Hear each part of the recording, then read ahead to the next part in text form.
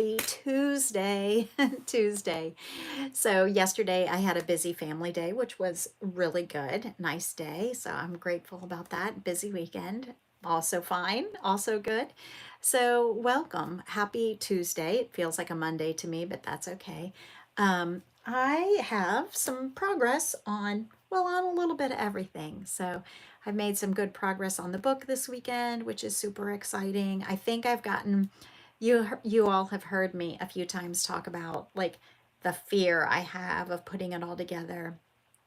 And I think that I have broken through that fear by doing, and I think I'm it's going to be okay. It's just I have to just take my time and not be impulsive and be thoughtful and not be impatient and just do things a little at a time. So um, I am excited that I'm making some progress on the book.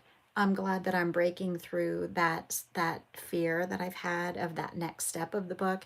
I think it's going to be okay, but it feels like I'm walking on one of those like rickety slat bridges over over a gorge or something, and I can do it.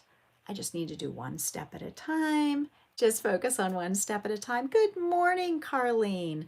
Good morning. I've missed you. I think that the timing that I've had of these live streams have not been very conducive to you. I know that you're around and I so appreciate it, but I've missed you a little bit on the lives, and I know that's all my fault. My timing has been weird lately. Good morning, Christy. Good morning. So I've made good progress on the book this weekend. I think I finally got through the fear of it. Good morning, Bonnie. And I think I feel a little bit more confidence about getting it done.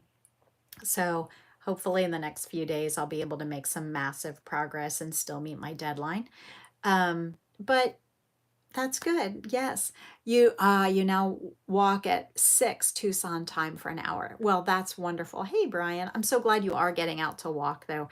I heard a really Oh, hi Linda. Good morning. Thumbs up. Yes, please. I heard a really interesting thing from one of my favorite behavioral scientists who said um, the more we get away from our uh, you always watch my replays. Thank you, Carlene. I'm trying to remember what he said. He was talking about the more we get away from our our roots, both ancestrally and primitively, the more disease we get. And he was saying that like we need to be connected to nature, and we need to be connected to the earth, and we need to be connected to our ancestry. And the more we are locked in cities and locked in buildings and don't see trees, the further away from our origin that we get, our roots, the more unhealthy we get. And I thought that was really interesting. And in turn, definitely in terms of like, it's better to eat whole foods. Yeah, seeing the sunrise daily is life giving. Absolutely. So that whole concept of remembering that we're connected to nature and that the sun comes up every day, even if it's cloudy and you can't really see it, it's still there. Um, anyway, I hope that you feel a renewed sense of hope and purpose. 100% believe in that, Brian. Yeah, I know you're a mountain man, so I know that you really get a lot of joy from being in nature, and Laurie too. So that's really great. And even for me, just well, in the Japanese culture, they have and his mercies are new every morning. Absolutely. That is a wonderful message.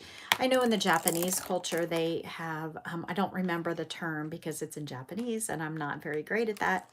But there's a term that is called like forest bathing. It must feel like you've lost a limb if you get that far away. Yeah, absolutely.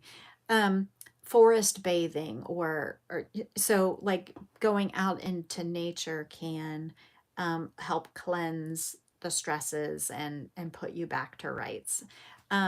Certainly there is a theory and I'll get back to crochet in a moment.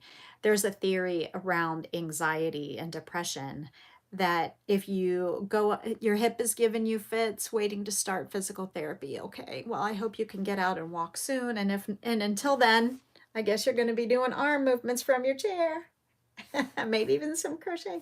Um, there's a theory in depression and anxiety that if you go outside barefoot and put your feet on soil, not on concrete, grass or soil or something, that there's something about the ions in the earth that helps cleanse your soul. But even if you just take a moment to meditate and put your feet flat on the ground, it's grounding, which helps make you feel a sense of um, calm. Yeah. Yes, crochet arm movements, absolutely. A sense of calm or a sense of purpose or a sense of priority or whatever. So, anyway, I want to show you the other progress I've made. Hopefully, you'll approve. I am still working on this scrap blanket, and now I've got two blankets going, and now that Mara's back in Bloomington, I can work on hers, but I don't know if I'm going to have time for all of this. But here is the scrap blanket at the moment. So I started with the blue and then 2 rows of gray and then the terracotta.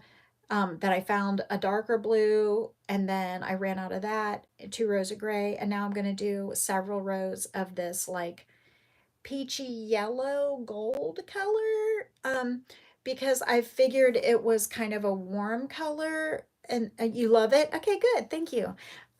So this is kind of a warm color, the terracotta, and this is kind of a warm color. So I've got like, I don't know, this is cool-ish, definitely cool. So kind of alternating, but I have no plan for the rest of the blanket. Thank you. Thank you.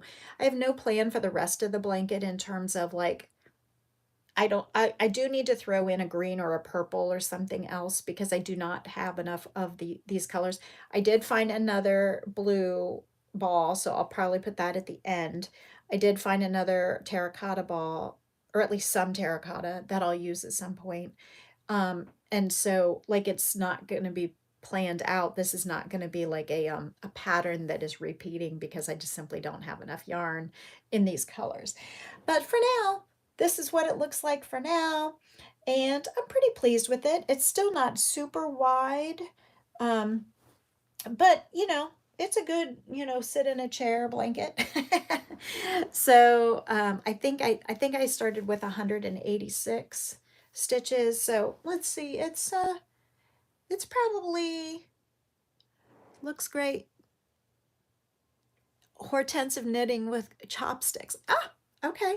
So I've got this stretched all the way out of my hand, all the way. And so that distance from here to this shoulder is usually 36. So this is another 10. So it's maybe 46 inches wide. So not a bad thing. Now, if I just turn it this way, and this is half, this becomes the width, and I just double it, then it would be a vertical striped baby blanket. So that's an option if I get bored or something, rather than a horizontal striped per adult throw. So I'll have to decide what I'm going to do. But right now I could turn it into a vertical striped baby blanket instead, which would be really cute. So I don't know. We're letting it evolve. We're letting this organic designing happen because that's how okay. That's how I do things, is more organically. So I'm just taking it as it goes, and I'm enjoying this very mindless, easy pattern that I ended up doing a lot of while I was watching TV. So that's really nice. Anyway, I think about all for today. Let's look at the schedule for the rest of the week since we're here. Okay, so tomorrow before 10, Thursday before 9. Friday, I'm not sure because my 9 a.m. person may not be able to come. So probably before 10. So before 10 on Wednesday, I hope to have a video out for you. And before 9 a.m. on Thursday, and probably before 10 a.m. on Friday, as of this moment. I hope you had a fantastic day yesterday. I'm sorry I missed you, but it was necessary and it was ended up being a good day for me. So I'm grateful.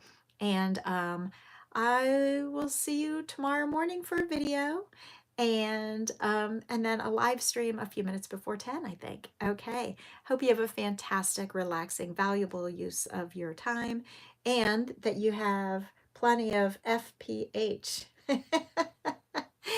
And so, if you don't know what that is, I'm going to make you go back and watch Friday's live video because there's the answer in there.